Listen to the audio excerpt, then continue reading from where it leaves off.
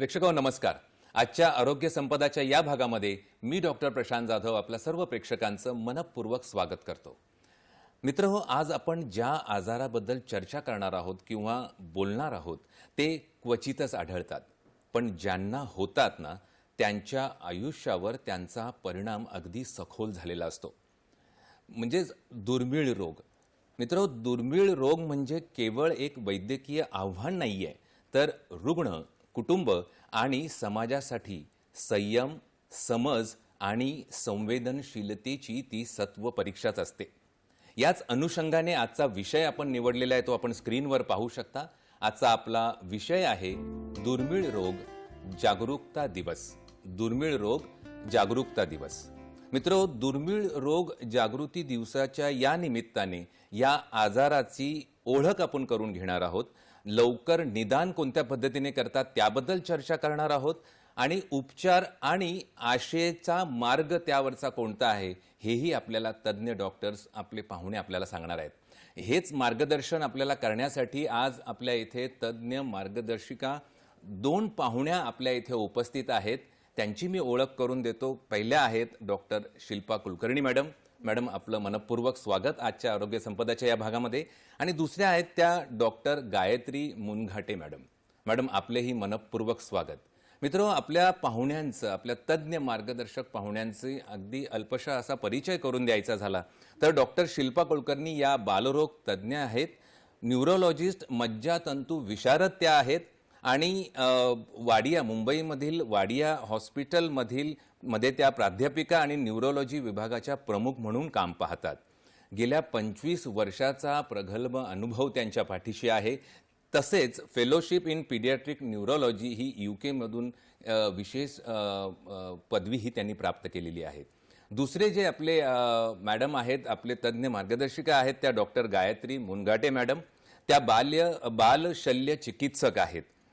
MS Nagpur येथून MS general surgery आणि MBBS MS general surgery पूर्ण केल्यानंतर MCH पीडियाट्रिक सर्जरी म्हणजे बाल शल्य चिकित्सा नवी दिल्ली एम्स येथून त्यांनी पदवी प्राप्त केली।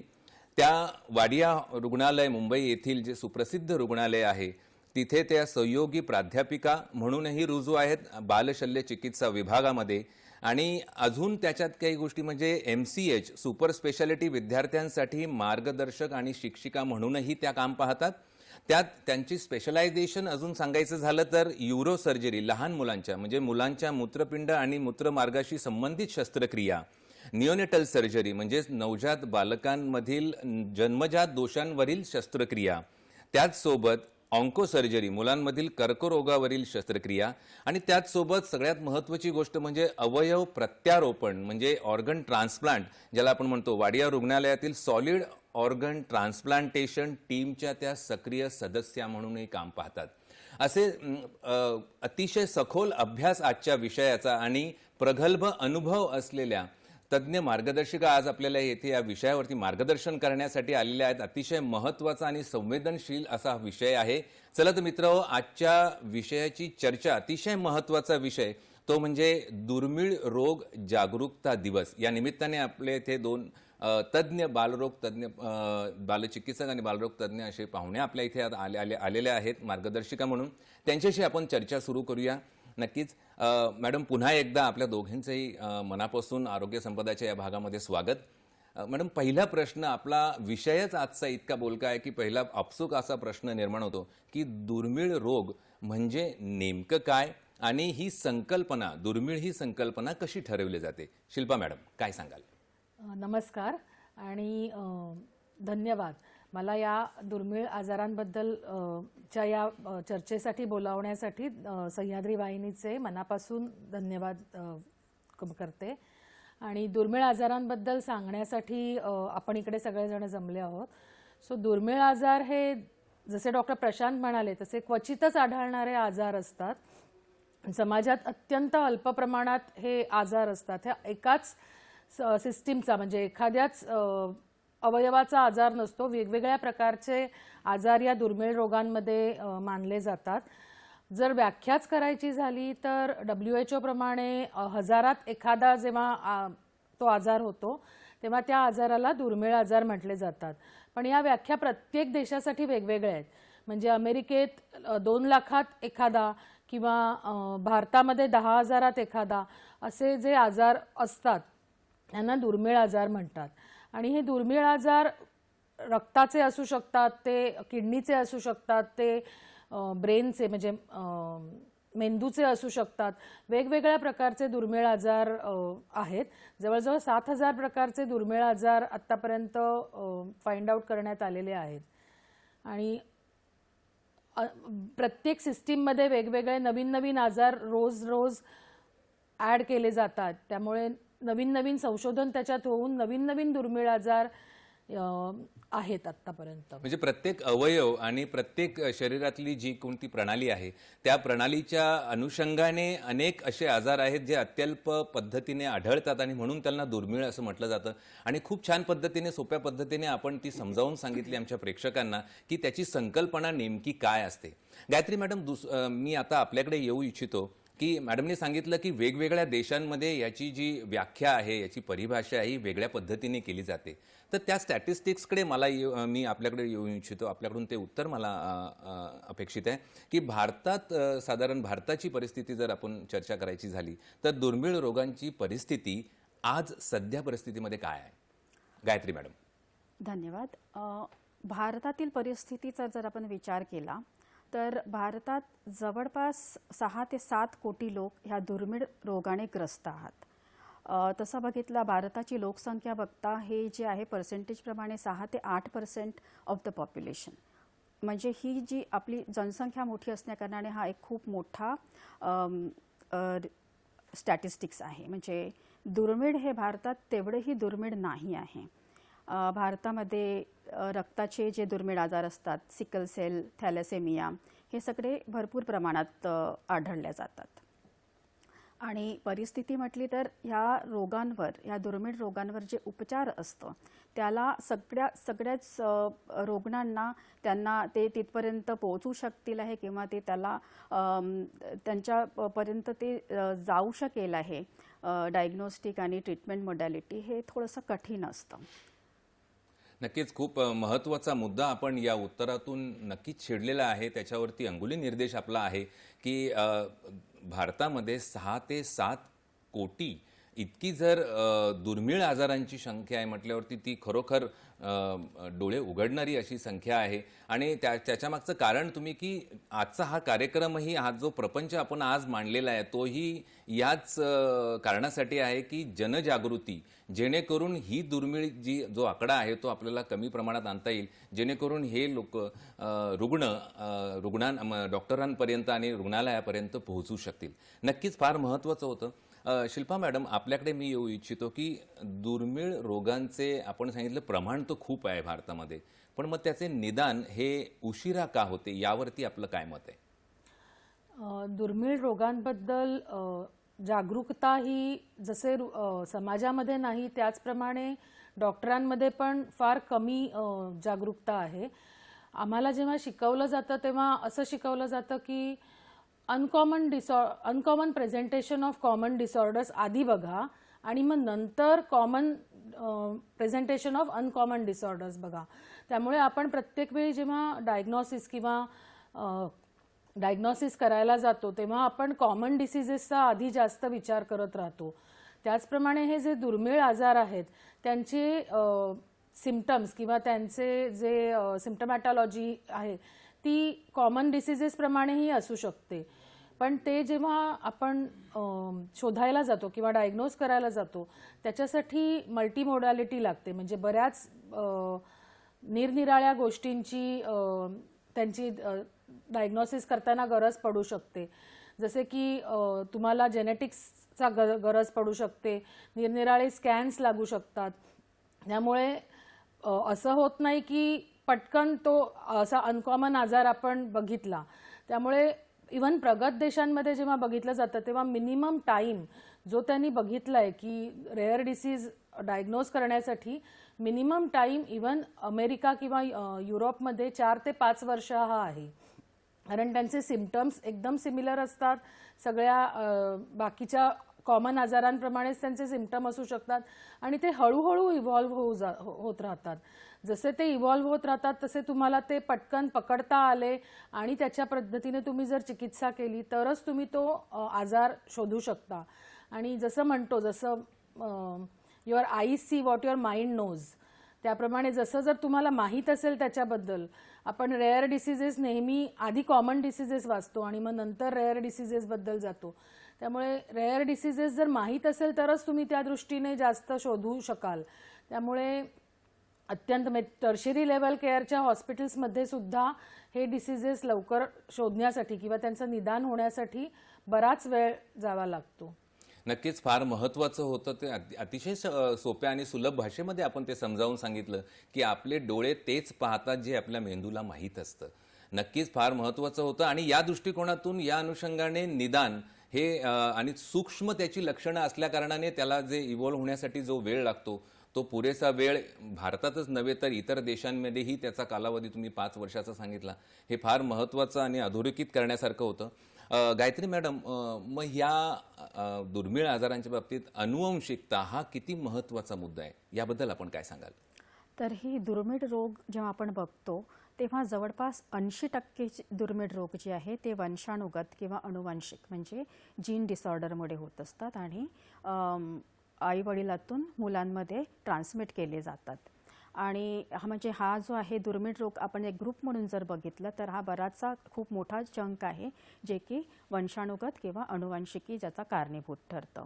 आणि जवळपास 20% जे आहे ते इतर कारणाने म्हणजे रोगप्रतिकारक शक्तीची कमतरता किंवा त्याच्यामध्ये बिघाड असल्या कारणाने किंवा पर्यावरणाच्या जे प्रॉब्लेम्स आहेत त्याच्या कारणाने आणि इतर कारणाने असू शकतात. तर खूप मोठा जो आहे हा प्रमाण दुर्मिळ रोगांचा हा अनुवांशिक असतो. खूप महत्त्वाचं होतं आणि महत्त्वाचा कंगोरा होता. मित्र हो, आता अनेक असे महत्त्वाचे कंगोरे आपण उलगडत जाणार आहोत, पण आता इथे वेळ झाली एका छोट्याशा विश्रांतीची. तर कुठेही जाऊ नका, पाहत राहा आपला आवडता कार्यक्रम आरोग्य संपदा.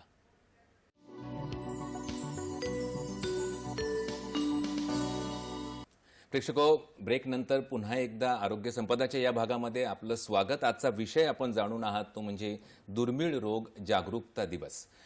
नक्कीच आपण पाहिलं की अगोदरच्या चर्चेतून आपल्याला लक्षात आलं की लक्षणे ओळखली नाहीत तर निदान होण्यास उशीर होतो आणि त्या निमित्ताने मग हे आजार बळावत जातात. शिल्पा मॅडम, आपल्याकडे मी येऊ इच्छितो की कोणत्या वयोगटामध्ये दुर्मिळ रोग हे जास्त आढळतात, याबद्दल आपला अनुभव काय सांगतो? दुर्मिळ रोग हे युजुअली 5 वर्षांच्या खाली म्हणजे पहिल्या दशकात जास्त आढळले जातात. हे आजार जर त्यांना ट्रीटमेंट नाही मिळाली तर जीवघेणे असू शकतात. त्यामुळे बरीचशा मुलांना किंवा बरेचसे रुग्ण हे ॲडल्टहूडपर्यंत पोहोचू शकत नाहीत किंवा मोठेपणापर्यंत पोहोचू शकत नाहीत. त्यांच्या आधीच त्यांना खूप त्रास होऊन त्यांचं अंत होऊ शकतो. त्यामुळे दुर्मिळ रोग हे जास्तीत जास्त पहिल्या दशकात म्हणजे 5 वर्षांपर्यंत लहान मुलांमध्ये हे आजार जास्त प्रकारे आढळले जातात. त्यांची सुरुवात लहान वयात होते आणि हळूहळू इव्हॉल्व्ह होऊन ते पहिल्या 5 ते 10 वर्षांमध्ये प्रेझेंट करतात.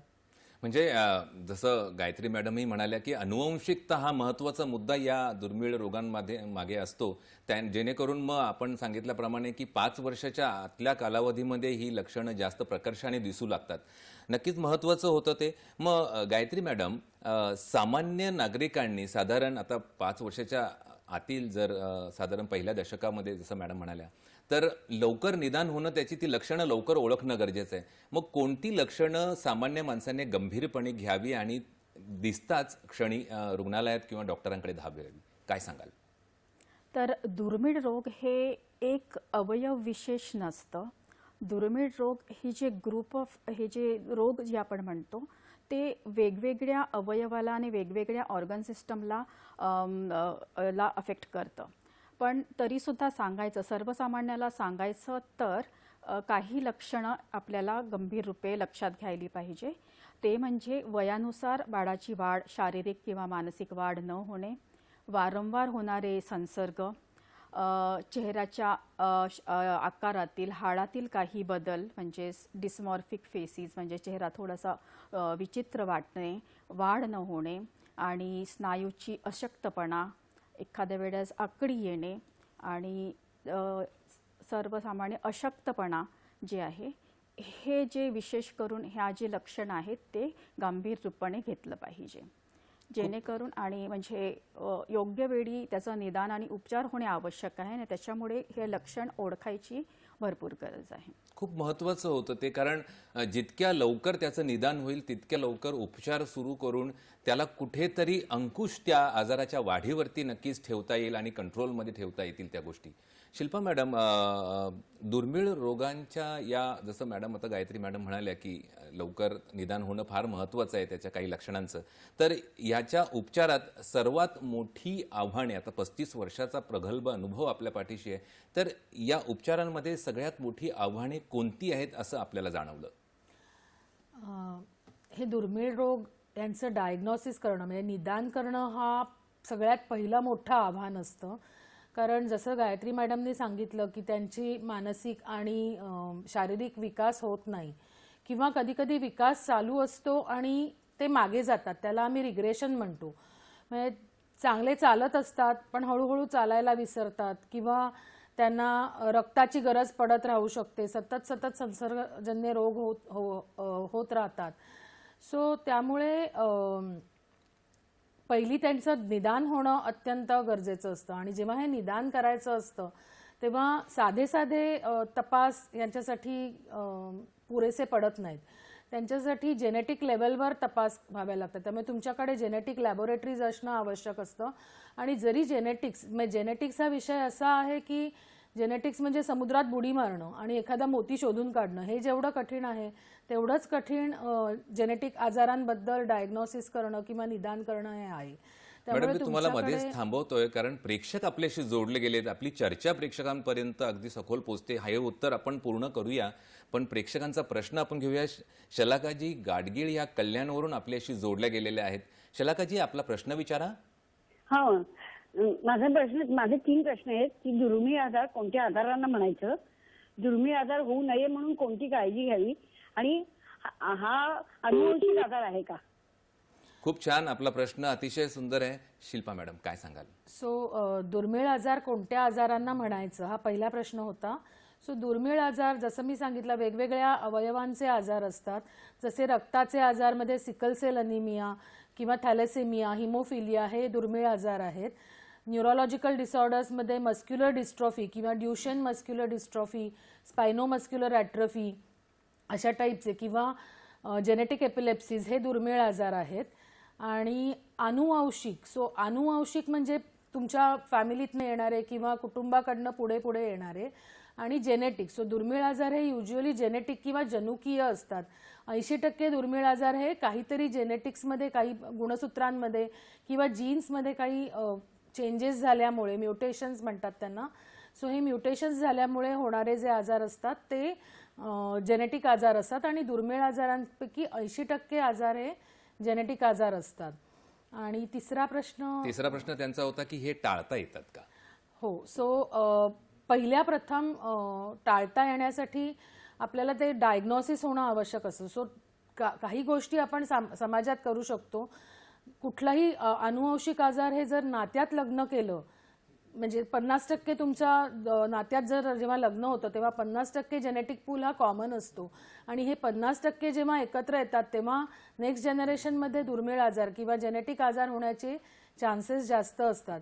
त्यामुळे नात्यात लग्न न करणं किंवा एखाद्या कॅरियर स्टेट म्हणजे एखाद्याकडे 50% ते आहे तर त्याच्याबद्दल लग्नापूर्वीच जर तुम्ही समुपदेशन केलं आणि तुम्हाला जर माहीत असेल तर तुम्ही प्रीमॅरिटल काउन्सिलिंग किंवा लग्नापूर्वीचे जे समुपदेशन म्हणतात ते करून तुम्ही दुर्मिळ आजार टाळू शकता. जर दुर्मिळ आजार घरात कोणाला असेल, फॅमिली हिस्ट्री असेल, तर त्याच्याबद्दल तुमच्या डॉक्टरांना कळवणं आवश्यक असतं. म्हणजे डॉक्टर्स सतर्क राहू शकतात की हे दुर्मिळ आजार होऊच नयेत किंवा त्यांचे लवकर निदान करता यावं. नक्कीच फार महत्त्वाचा प्रश्न होता शलाका मॅडम आपला हा, कारण जसं मॅडमनी सांगितलं की प्री मरायटल काउन्सिलिंग समुपदेशन होणं अतिशय गरजेचं आहे. हाच उद्देश या कार्यक्रमामागचा आहे की जनजागृती व्हावी. सिकल सेल सारखे आजार किंवा थॅलेसेमिया सारखे आजार, वेगवेगळ्या कलर्सचे कार्ड्स आपल्याला दिले जातात, ज्याच्यावरून आपण लग्न ठरवताना प्री मरायटल काउन्सिलिंगच्या वेळी त्या कलर्स कोड प्रमाणे मला वाटतं बऱ्याचशा गोष्टी गृहीत धरल्या जातात आणि त्या अनुषंगाने पुढचे जे नातेसंबंध जोडायचे आहेत त्याच्यामध्ये कुठेतरी एक जागृती आणण्याचा प्रयत्न या अनुषंगाने होतो. तरच ते टाळता येतील. झाल्यानंतर फक्त ते कंट्रोल करता येतात. पण टाळायचे असतील तर आपल्यामध्ये ती जागरूकता असणं या आजारांची ही फार महत्त्वाची आहे आणि तोच उद्देश आजच्या आपल्या या कार्यक्रमामागचा आहे. धन्यवाद आपल्या प्रश्नाबद्दल शलाकाजी. मॅडम, आपण बोलत होतो की सर्वात मोठी आव्हाने दुर्मिळ आजारांच्या उपचारामध्ये कोणती? हे आव्हाने जेव्हा मी सांगत होते तेव्हा मी डायग्नोसिसबद्दल बोलत होते. हे डायग्नोसिस करणं खूप कठीण आहे आणि दुर्मिळ आजार हे दुर्मिळ आहेत, त्याच्यामुळे त्याच्याबद्दल फार संशोधन झालेले नाही. तुम्हाला संशोधन न झाल्यामुळे त्याच्याबद्दल फार्मास्युटिकल कंपनीजमध्ये सुद्धा नवीन औषधं बनत नाहीत, कारण त्याच्यासाठी त्यांचा खप खूप नाही. परत गव्हर्नमेंट्सकडनं त्याच्यासाठी तुम्हाला संशोधनासाठी सहाय्य मिळत नाही. त्यामुळे अशा पद्धतीने दुर्मिळ आजारांसाठी जी पूर्ण सामाजिक सपोर्ट पाहिजे आहे किंवा गव्हर्नमेंटचा सपोर्ट पाहिजे, निरनिराळ्या लॅबोरेटरीज पाहिजे आहेत किंवा तुमच्याकडे खेड्यापाड्यांमध्ये तर ह्या आजारांबद्दल माहीत पण नाही आणि त्यांना कुठे पाठवायचे, कुठले सेंटर्स आहेत की ज्याच्याकडे हे आजार फाइंड आउट होऊ शकतात किंवा डायग्नोसिस होऊ शकतं, हे ह्याच्याबद्दल अनास्था असल्यामुळे ह्या आजारांचा डायग्नोसिस होणे हे कठीण जातं. खूप अतिशय छान असं सोपं असं उत्तरात आपण पूर्ण विषय कव्हर केला की नेमकी उपचारामधली आव्हाने कोणती. पुन्हा किती महत्त्वाचा विषय हा प्रेक्षकांच्या सहभागामधून आपल्याला लक्षात येतो. पुन्हा अजिंक्यजी गोळे हे बदलापूरवरून आपल्याशी जोडले गेलेले आहेत. अजिंक्यजी, आपला प्रश्न विचारा. हॅलो, नमस्कार. नमस्कार. मला असं विचारायचं होतं की जे दुर्मिळ रोग झालेले असतील किंवा ते नियंत्रणात आणण्यासाठी तर काही लसीकरणाची प्रक्रिया उपलब्ध आहे का, याविषयी काय सांगू शकाल? धन्यवाद आपल्या प्रश्नाबद्दल. प्रतिबंधात्मक उपाय काही आहेत का, लसीकरण काही आहे का दुर्मिळ उपचारांसाठी? शिल्पा मॅडम, काय सांगाल? लसीकरण हे युजली इन्फेक्शन्ससाठी केलं जातं. इन्फेक्शन होऊ नये ह्याच्यासाठी मेनली लसीकरण केलं जातं. काही कॅन्सरसाठी सुद्धा लसीकरण केलं जातं जे इन्फेक्शनशी रिलेटेड आहेत. पण हे दुर्मिळ आजार आहेत, हे जेनेटिक किंवा जनुकीय असतात, त्यांच्यासाठी लसीकरण आत्तापर्यंत उपलब्ध नाही आहे. पण जीन थेरपी करता येते, म्हणजे आपण त्याच्याबद्दल बोलणार आहोतच ट्रीटमेंटविषयी, पण ते लसीकरण नाही आहे त्याच्यासाठी. चर्चेच्या ओघात आपण नक्कीच पुढे त्या गोष्टीला उत्तर आपण मॅडमकडून घेणार आहोत.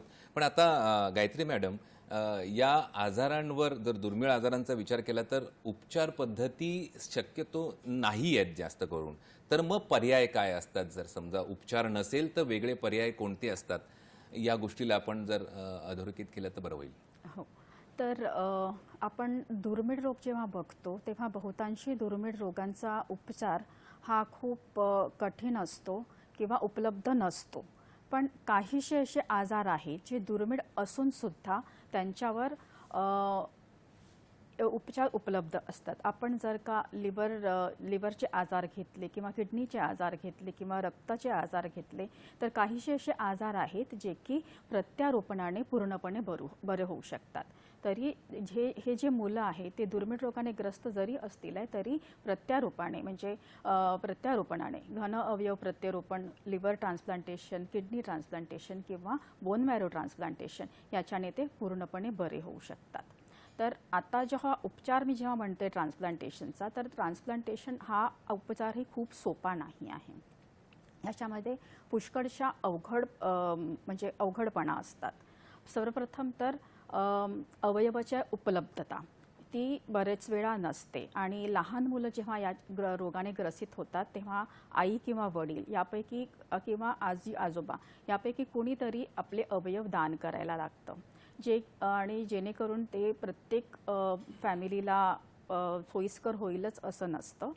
दुसरं म्हणजे कॅडेव्हरिक, म्हणजे मृत्यू पावलेल्या व्यक्तीकडून, म्हणजे जे आपले ऑर्गन, आपले अवयव दान करू इच्छितात त्यांच्याकडून म्हणजे अवयव मिळणे शक्य असते. पण हे त्याच्यामध्येही मुलांना, लहान मुलांना प्राधान्य दिलं जात नाही.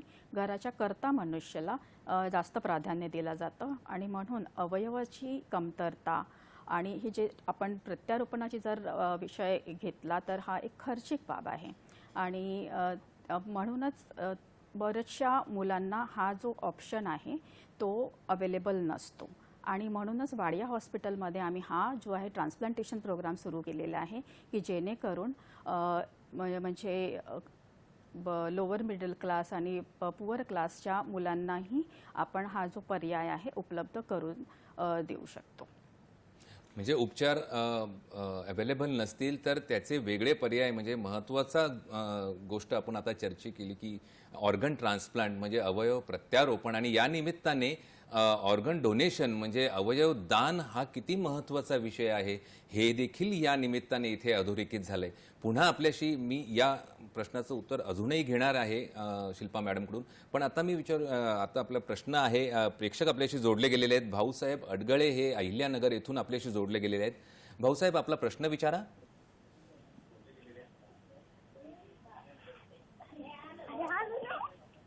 भाऊसाहेब, आपला प्रश्न विचारा. हां.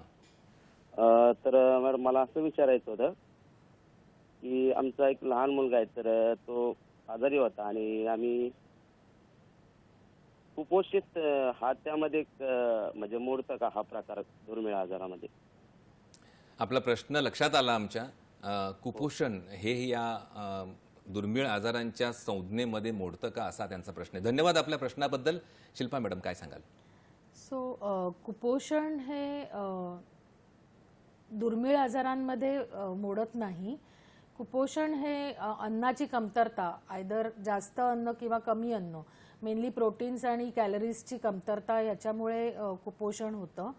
आणि कुपोषण हे भारतात तर खूप कॉमन आहे, त्यामुळे दुर्मिळ आजारात ते मोडलं जात नाही.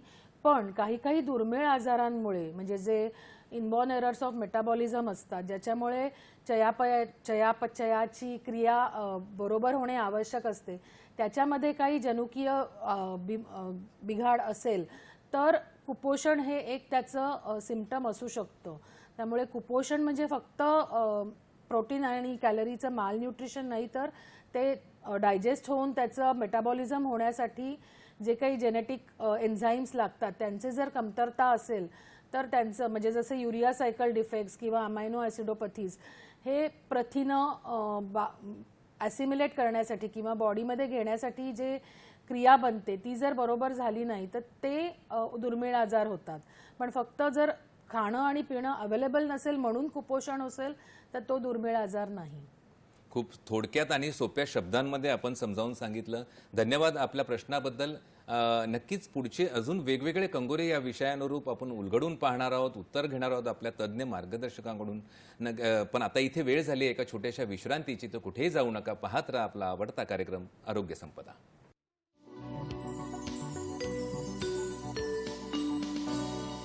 छोट्याशा विश्रांतीनंतर पुन्हा एकदा आरोग्य संपदाच्या या भागामध्ये प्रेक्षकांचं मनपूर्वक स्वागत. आजचा विषय आपण जाणून आहात तो म्हणजे दुर्मिळ रोग जागरूकता दिवस.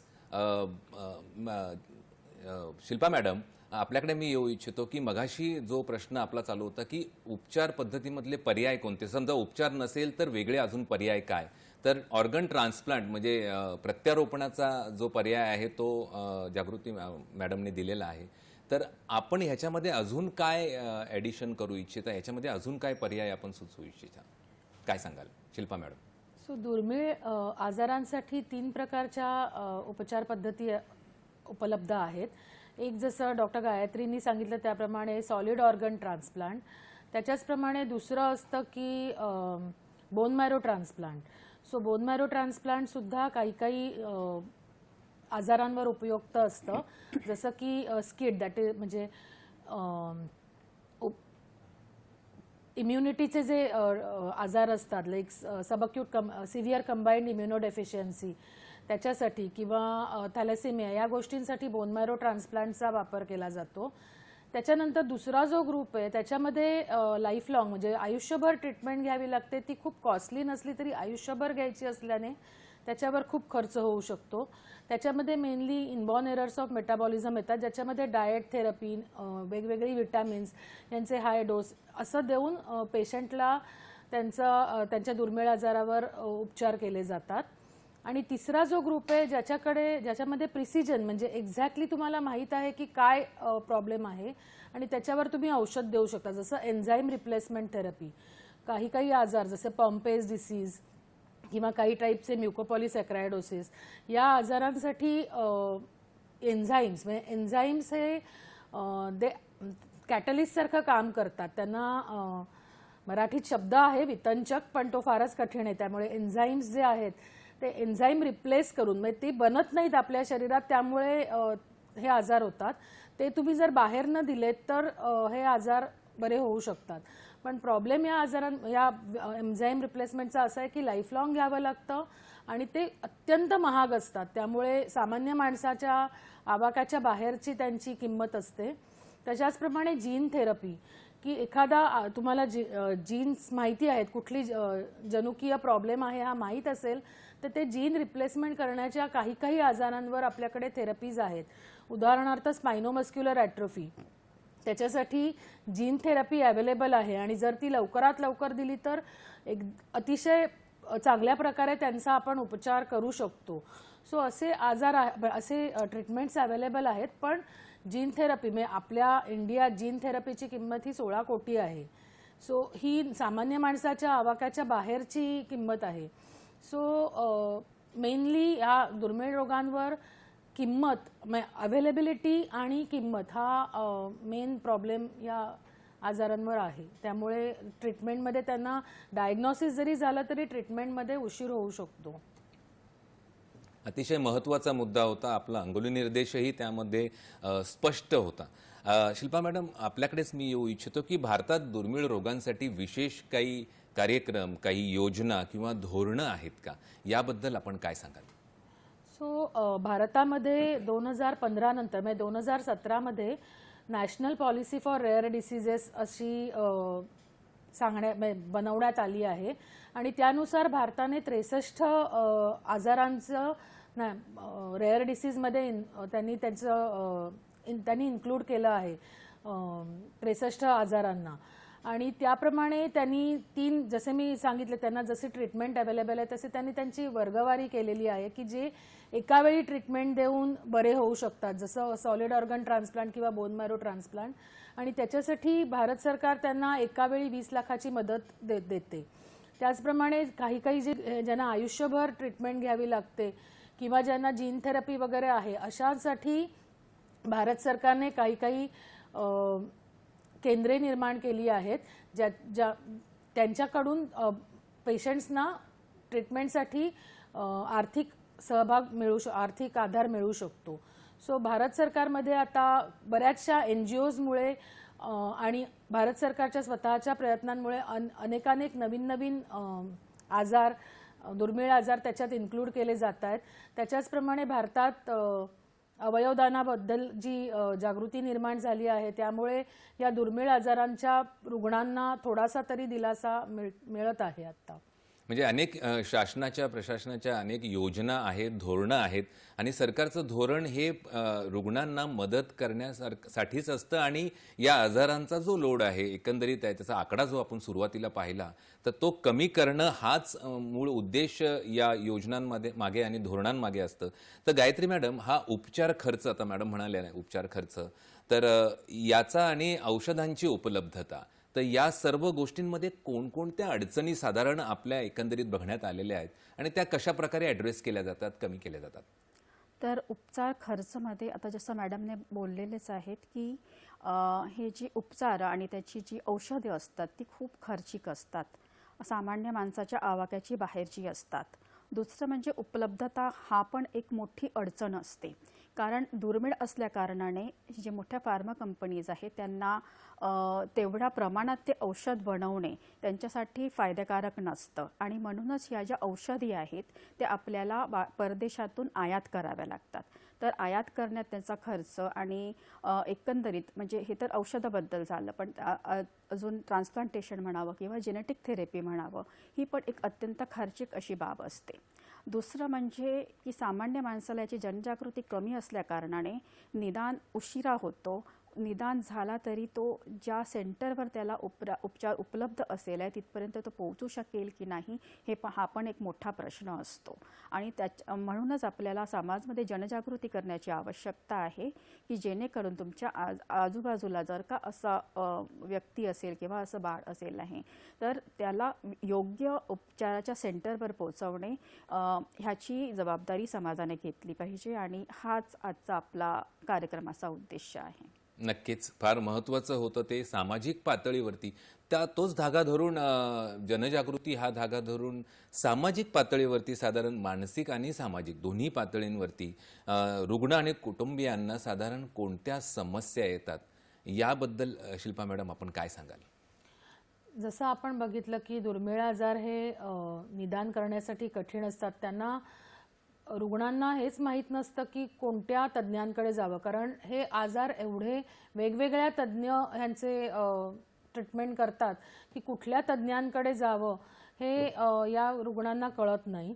त्यामुळे त्यांचं डायग्नोसिस लेट होऊ शकतं. सो असं एखादं सेंटर की ज्याच्यामध्ये सगळ्या सोयी अवेलेबल आहेत याच्याबद्दल जर आणि एखादं सेंटर असेल, युज्युअली अशी सेंटर्स शहरात असतात, पण शहरांमधनं गावांपर्यंत जर आपण जोडू शकलो टेलिकम्युनिकेशन किंवा कुठल्याही प्रकारे आपण रुग्णांना त्या सेंटर्सपर्यंत पोचवू शकलो तर त्यांना लवकर ही ट्रीटमेंट मिळू शकते. आणि त्याच्यासाठी गव्हर्नमेंट शासन त्याच्यासाठी खूप प्रयत्न करतंय की प्रत्येक सेंटरला एखादा एरिया दिला जातो आणि त्या एरियामधल्या त्यांना रेफरल सेंटर्स किंवा जर रजिस्ट्रीज बनवल्या आणि त्या रजिस्ट्री म्हणजे प्रत्येक पेशंटची माहिती त्या रजिस्ट्रीमध्ये असते आणि अशी जर रजिस्ट्री असेल सो एखाद्या आजाराबद्दल जर औषध आलं तर त्या पेशंट्सना किंवा त्या रुग्णांना कॉन्टॅक्ट करणं सोपं जातं. त्यामुळे अशा रजिस्ट्रीज बनवणं आवश्यक आहे.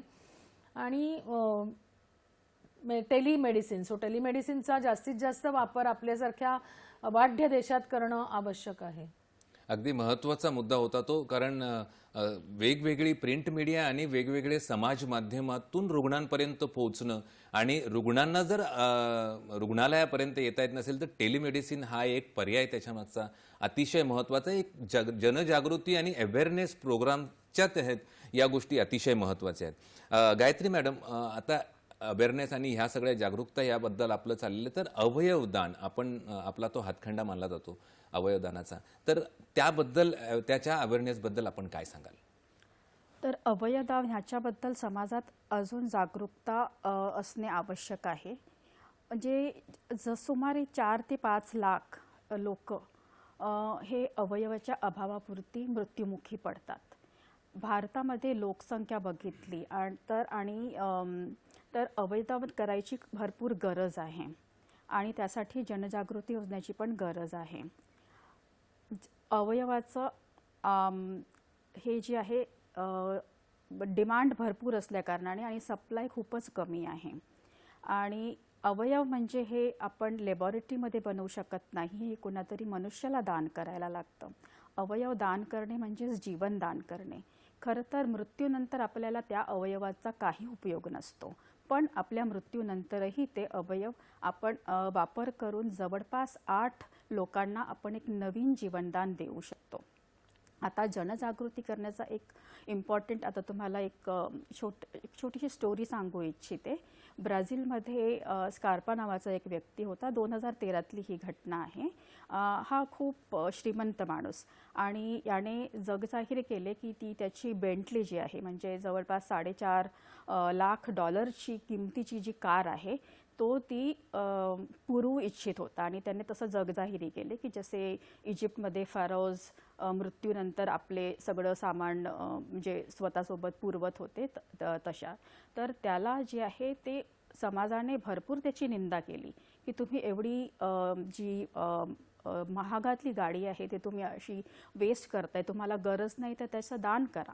आणि शेवटी जेव्हा तो पुरवणार होता त्यावेळी त्याने जगजाहीर केलं की हा फक्त एक हे होता की मी तर फक्त माझी जी हे महागडी गाडी आहे ती पुरवत होतो, पण त्याच्यापेक्षा कितीतरी कोटीने महत्त्वाचे तुमचे आणि असे किमतीचे अवयव ते तुम्ही मृत्यूनंतर म्हणजे असेच पुरवता किंवा अग्निमुखी टाकता. पण त्याच्या ऐवजी जर का तुम्ही दान केलं तर ते भरपूर लोकांसाठी एक नवीन जीवनदान होईल आणि त्या व्यक्तींच्या माध्यमाने जो मृत पावलेला व्यक्ती आहे तो पण अजून जीवन जगू शकतो. खरं म्हटलं तर दानाची ही आपली परंपरा आहे आपल्या भारतवर्षाची. आपण जर का प्रत्यारोपणाचा एक्झाम्पल घेतला तर आपले जे गणेश आहेत, गणेशजी आहेत, ते सगळ्यात पहिला म्हटलं तर प्रत्यारोपणाचा एक उदाहरण आहे. म्हणजे बालगणेशाला हत्तीचं डोकं लावण्यात आलेलं आहे. हे पण एक प्रकारचं प्रत्यारोपण आहे. दानाची पण परंपरा आहे. महर्षी दधीचीने आपले अवयव, आपली जे हाडाचं दान केलेलं आहे, त्या हाडाचे दान करूनच त्या हाडाचं वज्र बनवून त्या असुर वृत्ताचा वध करण्यात आलेला आहे. तर जनसामान्याच्या कल्याणासाठी दान करणे ही आपली परंपरा आहे आणि त्याच परंपराच्या अनुषंगाने आपण समाजामध्ये मृत्यूनंतर अवयव दान करणे याची जनजागरूकता झाली पाहिजे. आपण कोणते अवयव दान करू शकतो? आपण लिव्हर, किडनी, डोळे, हार्ट, तसेच उतक म्हणजे स्किन आणि बोन्स हे पण दान करू शकतो. खूप महत्त्वाचं होतं. अतिशय सविस्तर सोप्या पद्धतीने आपण समजावून सांगितलं. उदाहरणासकट आपण काही गोष्टी समजावून सांगितल्या आणि तो संदेश तो जो महत्त्वाचा संदेश आहे त्यामागचा तो आपल्या प्रेक्षकांपर्यंत नक्कीच पोहोचला असेल. मित्रो, जर मृत्यूनंतरही जीवित राहायचं असेल, जीवन जगायचं असेल तर अवयवदान हा सगळ्यात सुंदर असा पर्याय आपल्यासमोर आहे. नक्कीच या गोष्टीसाठी नोंदणी करा. त्याच्या डिटेल्स आपल्याला कोणत्याही साईटवरती भेटतीलच. मॅडम, गायत्री मॅडम, समाज म्हणून आपण साधारण आपण खूप सविस्तर आता ही गोष्ट सांगितली, पण समाज म्हणून आपण दुर्मिळ रोगग्रस्त रुग्णांसाठी काय करू शकतो? एक समाज म्हणून आपली काय भूमिका असू शकते याबद्दल काय सांगा? तर समाजाची भूमिका ही अत्यंत महत्त्वाची भूमिका आहे. दुर्मिळ रोगग्रस्त जसं त्यांना सामाजिक एकाकीपणा जाणवू शकतो, तर समाजाचं कर्तव्य आहे की त्यांना ते समावेश करता येईल असं त्यांचं आचरण असलं पाहिजे. दुसरं म्हणजे सहकार्य, त्यांना सपोर्टिव्ह केअर देण्यासाठी आणि सहानुभूती असायला पाहिजे.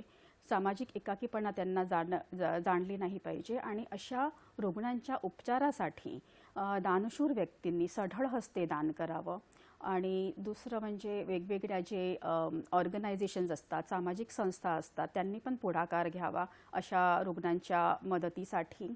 आणि तसेच या विषयामध्ये रिसर्च जे संशोधन आहे त्याची कमतरता असते, कारण एकंदरीत हे जे आहे दुर्मिळ असतं आणि म्हणूनच त्याच्यासाठी संशोधनासाठी जे फंडिंग लागतं ते पण शासनाने, समाजाने आणि समाजसेवी संस्थांनी त्याच्यामध्ये हातभार लावावा अशी विनंती आहे. तसेच जागतिक पातळीवर कोलॅबोरेशन म्हणजे प्रत्येक कंट्रीने प्रत्येक याच्यामध्ये जागतिक पातळीवर आपण जे संशोधन एकत्र करणे तर ते जास्त हे फायद्याचं राहील आहे. म्हणजे सामाजिक दृष्टिकोनातून सर्वसमावेशक असं एक पुढाकार असणं गरजेचं आहे, जेणेकरून एकमेका सहाय्य करू अवघे धरू सुपंत आपण म्हणतो त्या पद्धतीने जाणं गरजेचं आहे. मग ते आर्थिक मदत असो किंवा इतर माध्यमातून ती मदत असो. शिल्पा मॅडम, लवकर निदानासाठी म्हणजे आता दुर्मिळ रोगांच्या आपण अति शेवटच्या टप्प्यावर या आहोत चर्चेच्या, तर लवकर निदानासाठी जनजागृती ही अजून किती महत्त्वाची आहे? मॅडमनी तर सांगितलं, गायत्री मॅडमनी, आपणही त्यात काय सांगाल? किती महत्त्वाची आहे जनजागृती? लवकर निदानासाठी जसं हे निदान व्हायला दुर्मिळ रोगांचा खूप वेळ लागतो, पण जर घरात एक एखादा माणूस या आजाराने ग्रस्त असेल तर दुसरा त्याच घरात नेक्स्ट बेबी म्हणजे नेक्स्ट बेबीला हे होऊ नये म्हणून आपण प्रसूतीपूर्व निदान करू शकतो. म्हणजे जर मला त्या पहिल्या इंडेक्स केस म्हणतात त्याला, त्याची जर आजार माहीत असेल तर आपण नेक्स्ट प्रेग्नन्सीसाठी त्याला प्रसूतीपूर्व समुपदेशन असं म्हणतात. आणि प्रसूतीपूर्व निदान म्हणजे प्रसूतीपूर्व 12 किंवा 14 आठवड्यांमध्ये आपण गर्भजल परीक्षा करून तो जेनेटिक आजार आहे की नाही हे बघून त्याप्रमाणे पुढचा निर्णय घेऊ शकतो. कारण आपल्याला माहीत आहे आपल्याला औषधं फार कमी अवेलेबल आहेत आणि जी अवेलेबल आहेत ती सुद्धा आवाक्याच्या बाहेरची आहेत.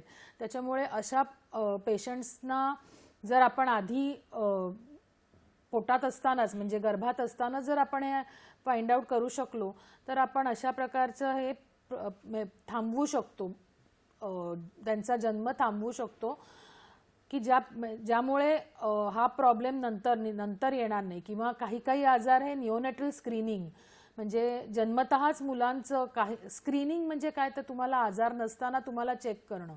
सो हे निओनेटल स्क्रीनिंग काही आजारांसाठी अवेलेबल आहे, त्याचा पूर्ण फायदा घेतला पाहिजे आणि सगळ्या मुलांचं निओनेटल स्क्रीनिंग होणं आवश्यक आहे. काही आवश्यक आजारांसाठी तुम्ही जर ते लवकर फाइंड आउट केलेत किंवा लवकर तुम्हाला निदान झालं तर तुम्ही त्यांना योग्य वेळीच ट्रीटमेंट देऊ शकता. त्यामुळे neonatal screening, antenatal screening, antenatal counselling, समुपदेशन हे अत्यंत आवश्यक आहे. आणि तरीही नंतर जरी समजा तुम्हाला निदान झालं आणि औषध अवेलेबल नसेल तर मग पॅलिएटिव्ह केअर किंवा उपशामक योजना म्हणजे त्यांचं क्वालिटी ऑफ लाईफ कसं आपण इम्प्रूव्ह करू शकतो, जीवनाची शैली कशी इम्प्रूव्ह करू शकतो एवढं आपण बघू शकतो. त्यांच्याबद्दल संवेदना असणं आणि सर्वसमावेशक धोरण असणं हे अत्यंत आवश्यक आहे. मॅडम, थोडक्यात भविष्यात साधारण दुर्मिळ रोगांच्या उपचाराबाबत काय सकारात्मक पॉसिबिलिटीज आपण शक्यता पाहतात? अगदी थोडक्यात. हां, सो जेनेटिक रिसर्च हा अशा पद्धतीने घोडदौड करतो आहे की आपण जीन्स चेंज करू शकतो. सो एक्झॉन स्प्लायसिंग किंवा जीन थेरपी, निरनिराळ्या व्हायरसेसचा उपयोग करून जीन्स इंट्रोड्यूस करणं हे आपण करू शकतो. प्रीनेटल डायग्नोसिस करू शकतो. प्री इम्प्लांटेशन डायग्नोसिस म्हणजे तुम्ही स्पर्म आणि ओवम हे त्यांचे जेनेटिक मेकअप बघून त्यांचं कॉम्बिनेशन करून हे फक्त जेव्हा एथिकली करेक्ट असेल तेव्हा, जेव्हा तुम्हाला आजार थांबवायचा आहे तेव्हा तुम्ही प्री इम्प्लांटेशन डायग्नोसिसचा वापर करू शकता. अशा पद्धतीने आपण लवकरात लवकर या दुर्मिळ रोगांसाठी काम करू शकतो. अगदी विषय हा व्यापक आहे आणि किती वेळ चालला तरी त्याची उत्तरं संपणार नाही आहेत, त्याचे प्रश्न संपणार नाही आहेत. पण वेळेची मर्यादा लक्षात घेता शेवटचा प्रश्न जाता जाता आपण दोघे 2 वाक्यामध्ये काय संदेश द्याल? सो दुर्मिळ आजार हे दुर्लक्षित असू नयेत. त्यामुळे दुर्मिळ आजार हे त्याच्याबद्दल जनजागृती असणं आवश्यक आहे, सामाजिक जाणीव असणं आवश्यक आहे. त्या रुग्णांच्या केअर गिवर्स किंवा त्यांच्या पालकांना सुद्धा या ट्रीटमेंटमध्ये समाविष्ट करून त्यांना मानसिक आणि भावनिक आधार देणं आवश्यक आहे. त्यांच्यासाठी शासनाच्या ज्या योजना आहेत त्या सगळ्या पेशंट्सपर्यंत पोहोचणे आवश्यक आहे असं मला वाटतं. गायत्री मॅडम. तर जसं मॅडमने बोलले की दुर्मिळ म्हणजे दुर्लक्षित नसावं, दुर्मिळ म्हणजे अशक्यही नाही. जनजागृती, सहानुभूती आणि सहकार्य या 3 धोरणाने आपण अशा गोष्टींवर मात देऊ शकतो. खूप महत्त्वाचं होतं. अतिशय थोडक्यात आणि सटीक अशा शब्दांमध्ये आपण एकंदरीत जे मार्गदर्शन आम्हाला आज केलं आणि अगदी व्यस्त अशा वेळापत्रकातून वेळ काढून जे आम्हाला वेळ आपण इथे दिला आणि आमचं तज्ज्ञ मार्गदर्शक जे आम्हाला केलं त्याबद्दल मी दूरदर्शनच्या सह्याद्री वाहिनीतर्फे, आमच्या तमाम प्रेक्षकांतर्फे आणि आरोग्य संपदाच्या पूर्ण संचातर्फे, टीमतर्फे मी मनपूर्वक आपले आभार मानतो. आपण इथे आलात त्याबद्दल धन्यवाद. प्रेक्षको, आपण पाहिलं की दुर्मिळ रोग हे कमी लोकांना जरी असतील तरी पण त्या प्रत्येक रुग्णाचे जीवन जे आहे ते तितकेच मौल्यवान आहे. योग्य माहिती, वेळेवर निदान आणि समाजाची संवेदनशील साथ हीच दुर्मिळ आजारांवरचं खरं औषध किंवा खरा उपचार असं म्हणावं लागेल. मॅडम, दोघांनी एक गोष्ट महत्त्वाची सांगितली. दुर्मिळ रोग जनजागृती दिनानिमित्त जे दोघांनी गोष्टी सांगितल्या ती म्हणजे दुर्मिळ असले तरी दुर्लक्षित राहू नये, हा महत्त्वाचा संदेश आज आपण इथे घेऊन जाऊया. पुन्हा भेटूया आरोग्य संपदाच्या एका नवीन भागामध्ये.